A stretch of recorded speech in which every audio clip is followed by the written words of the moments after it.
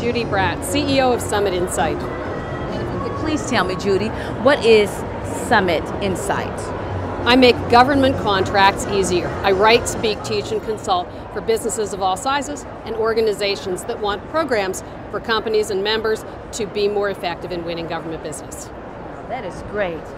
So if you could tell me, Judy, what are the most 3 important things to remember about the 8A program? The new 8M program, the Federal Contract Assistance Program, Women's Business Set Aside, has 3 really important things people need to remember. First, you can self-certify.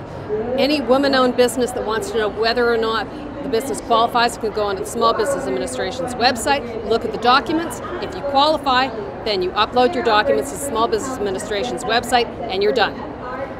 Second, this program is not a sole source program, different from several other of the SBA preferences.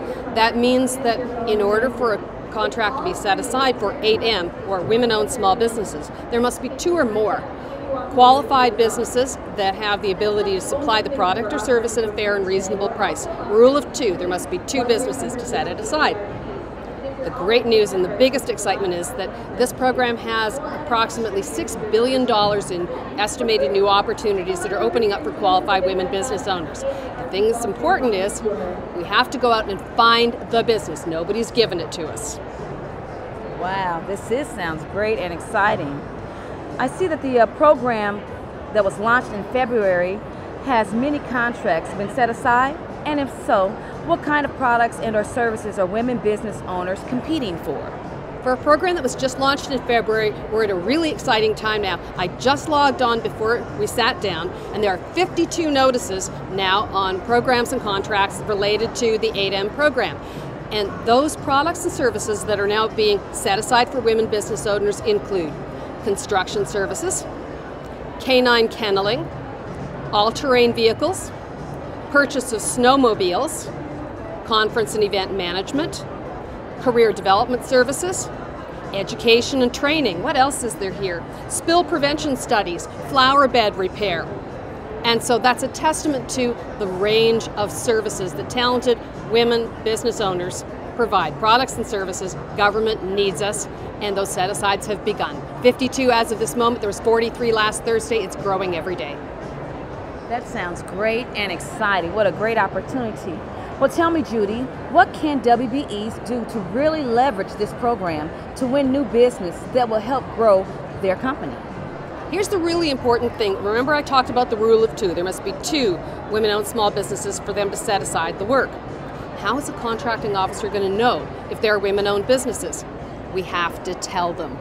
In other words, there are small business specialists in every single federal contract agency. It's their job to make sure that the federal government does its best to award 23% of the contract dollars overall to small businesses. That includes a goal to award 5% of contract dollars to women-owned small businesses. Small business specialists want to know if there's an opportunity that 2 or more women-owned businesses in one of the 83 North American Industrial Classification Codes that this program covers are qualified. In short, find a girlfriend. If you want to win the business, bring a list of yourself and a couple of other businesses that you think are qualified to meet the requirement. Go to the small business specialist. Go to the contracting officer in the agency you've targeted and say, excuse me, this opportunity, why isn't it set aside? You should set this aside for women-owned businesses. Here we are, we're capable of doing the work. So we need to be our own advocates, and we need to share. Approach this opportunity generously, find a girlfriend, bring a girlfriend. None of us is going to win all the time.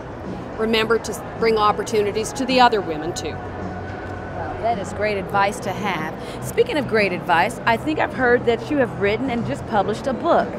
What is it about, and what can WBEs and others gain from reading your book? Government Contracts Made Easier is my book. I just published it in December, a strategy guide, and this April, a strategy workbook. It's a special book because it includes 12 stories of real business owners and the things they did and the things they wish they hadn't done on their road to success.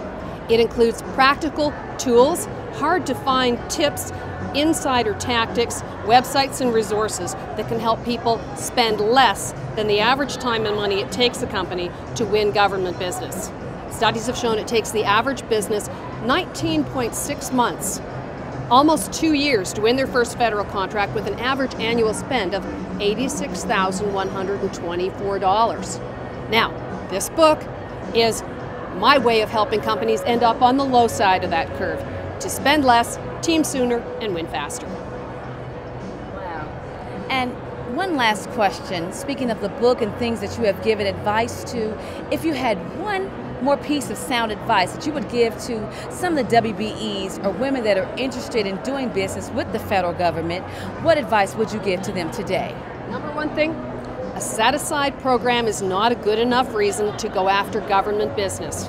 Successful companies, the number one reason why they do pursue government business is that winning government business is aligned with their plans to grow the company. So make sure that government contracting is good business for your business before you plunge in. Don't get lured by a certification. Make sure you've got a government buyer that has a need you can meet and that the market fits your plans to grow the company. Very good advice. Thank you so much, Judy, for your time. Thank you so much. It's a pleasure to be here.